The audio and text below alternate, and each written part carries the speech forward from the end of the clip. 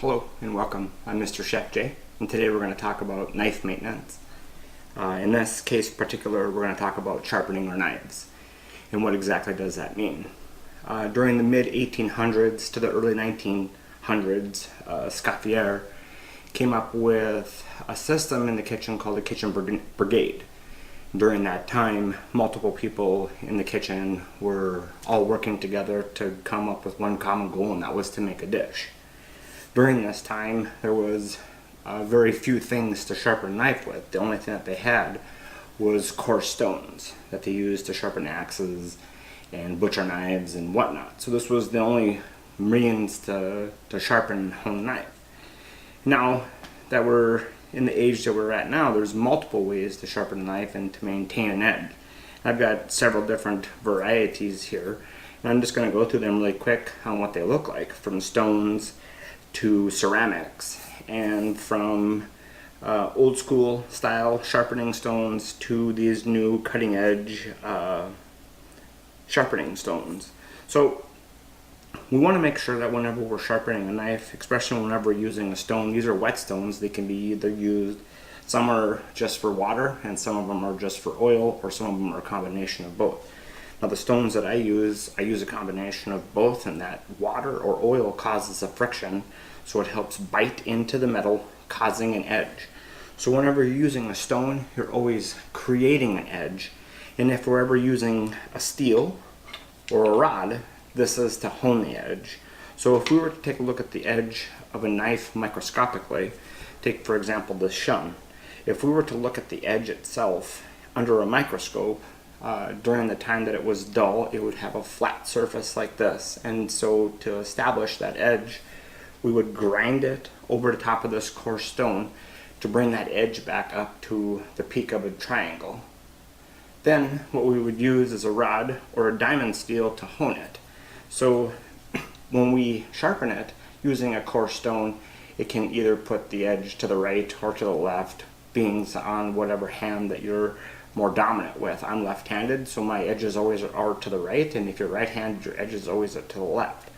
So after you're done establishing an edge on your knife, you want to finalize it using a rod or diamond steel. This will take that edge from the left or the right, and it will straighten it straight up, so it's nice and tall and it's straight and sharp. And one of the most important things that we want to gather from this video is the fact that a sharp knife is a safe knife. If we're using a dull knife, we're using more pressure and we're using more power to try to cut through something, and that can cause an accident, and we certainly don't want to cut our fingers off today. So I've done it before, and I learned really quickly on how to maintain a knife and maintain its sharpness, because a dull knife is very dangerous. So I've already oiled this coarse stone. This knife already does have an edge on it, so we'll just kind of go through exactly what it looks like. We want to make sure that each knife has its own angle, and that's kind of based on your own preference. And my preference is about a 15% angle. So whenever we're drawing the knife, we want to draw it towards us and using the same amount of pressure all the way through the entire draw. So we'll do 3 strokes on this side, and then we'll go the other way on the other side using the same amount of strokes. And we'll continue to do this until we reestablish an edge on the knife. And a good way to tell if there's an edge that's established on there is if you were to take your finger and roll it over the top of the blade itself will actually grasp onto the grooves of your fingerprints. So you'll be able to know exactly how sharp it is by how well it attracts to the groove of your fingerprint. And right now this is pretty close, but it could just go a little bit further. So let's just do a couple more strokes.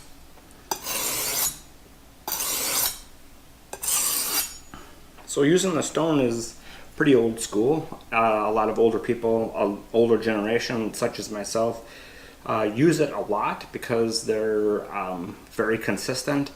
However, if you move your angle or adjust your wrist or do anything slightly different, it will change the angle of the knife and change the angle of the blade and change the angle of the sharpness, which will then affect your overall ending.